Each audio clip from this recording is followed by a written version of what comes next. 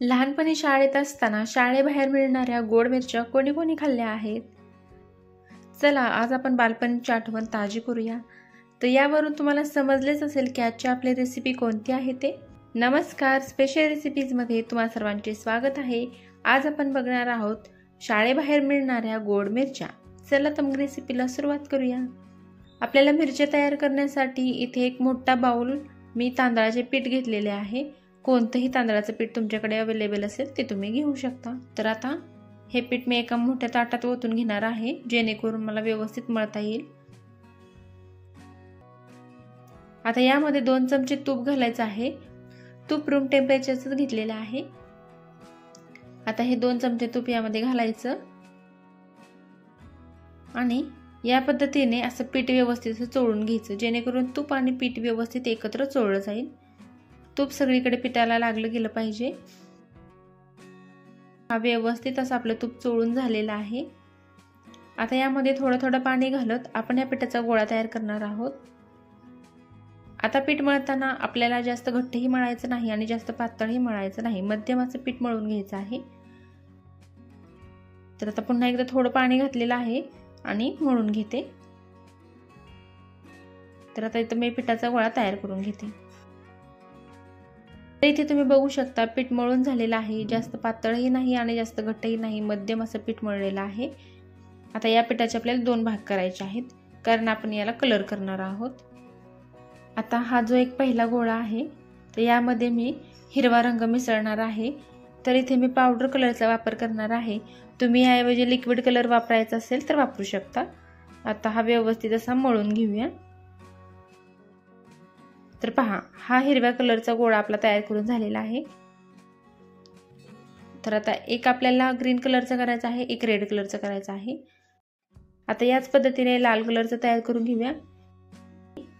इथेही मी आता लाल कलर घातलेला आहे. हा देखील पावडर कलरच वापरलेला आहे.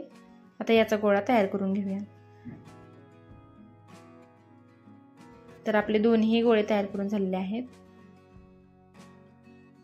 तर अशा प्रकारे आपण हिरवा आणि लाल असे दोन्ही प्रकारचे गोळे तयार करून घेतलेले आहेत. आता याचे आपण छोटे छोटे गोळे तयार करून घ्यायचे आणि याच्या मिरच्या बनवणार आहोत. तर असा हा एवढ्या आकाराचा गोळा घ्यायचा. याला थोडंसं मध्ये असं प्रेस करायचं आणि याला मिरचीचा आकार द्यायचा. तर प्रेस केल्यामुळे काय होतं की व्यवस्थित आकारही देता येतो आणि तळतानाही व्यवस्थित तळली जाते. तर पहा, या पद्धतीने असा आकार देऊन घ्यायचा. तुम्हाला हवा असेल तर तुम्ही जाड पातळ तुमच्या आवडीप्रमाणे कसाही देऊ शकता, पण आपण जे दुकानात विकत घेतो तर ती थोडीशी जाड असते, म्हणून मी थोडीशी जाड केलेली आहे.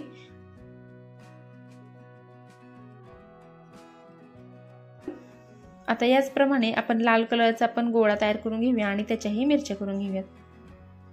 तर तुम्ही सर्व गोळे एकदम करून नंतर मिरच्या बनवू शकता, पण तुम्हाला दाखवण्यासाठी मी सुरुवातीला थोडेसे हिरव्या आणि लाल अशा दोन्ही कलरच्या मिरच्या तयार करून दाखवत आहे. आता पहा, या पद्धतीने मी सर्व मिरच्या तयार करून घेते. तर सर्व मिरच्या तयार करून झालेल्या आहेत. तर आता हे आपण तळायची तयारी करूया. तळण्यासाठी कढईमध्ये तेल घेतलेलं आहे. तेल जास्त कडक करायचं नाही, नाहीतर मिरच्या आतून कच्च्या तर राहतातच, परंतु मिरच्या तळताना ह्या तेलात फुटण्याची शक्यता जास्त असते, त्यामुळे काळजी घ्यायची. आता मी थोड्या थोड्या करून अशा मिरच्या घातलेल्या आहेत.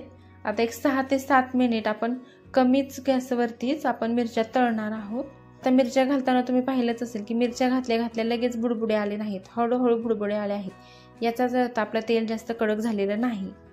तर पहा, असं व्यवस्थित आता मी तळून घेत आहे. आपल्या मिरच्या तळून झालेल्या आहेत, या साईडला काढून घेणार आहे. तर तुम्ही बघू शकता छान कलर आलेला आहे.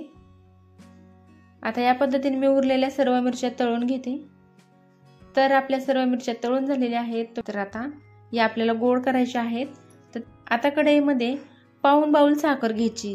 ज्या वाटीने मी तांदळाचे पीठ घेतले होते त्याच वाटीने मी साखर घेणार आहे आणि यामध्ये साखरेच्या निम्म म्हणजे साखर बुडेल इतपत पाणी घालायचं आहे आणि हे व्यवस्थित एकत्र करत राहायचं. हा आपल्याला पाक इतका घट्ट करायचा आहे, जवळपास त्याची साखर तयार व्हायला लागते तोपर्यंत घट्ट आपल्याला करायचं आहे. तर आता तुम्ही पाहू शकता याला कशा पद्धतीच्या बुडबुड्या येत आहेत. तुम्ही बघू शकता अजिबात पातळ असा राहिला नाही, पूर्ण याला बुडबुड्या तयार झालेल्या आहेत, याला पेसासारखं तयार झालेलं आहे।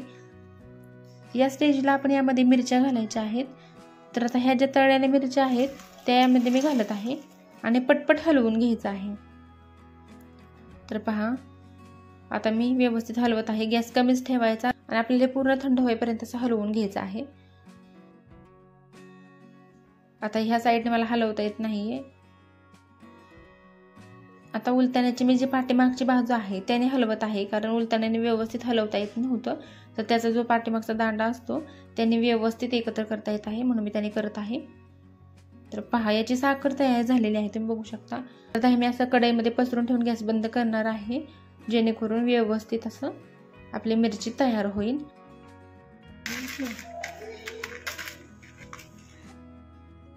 आवाजावरूनही तुम्ही ओळखू शकता की मिरची आपली परफेक्ट अशी तयार झालेली आहे। तुम्ही नक्की ट्राय करून बघा।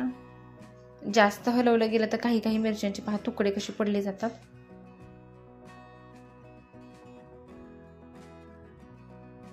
तर आजची आपली ही शाळेबाहेर मिळणाऱ्या गोड मिरच्या ही रेसिपी तुम्हाला कशी वाटली हे कमेंट करून नक्की सांगा आणि चॅनलला लाईक आणि सबस्क्राईब करायला विसरू नका।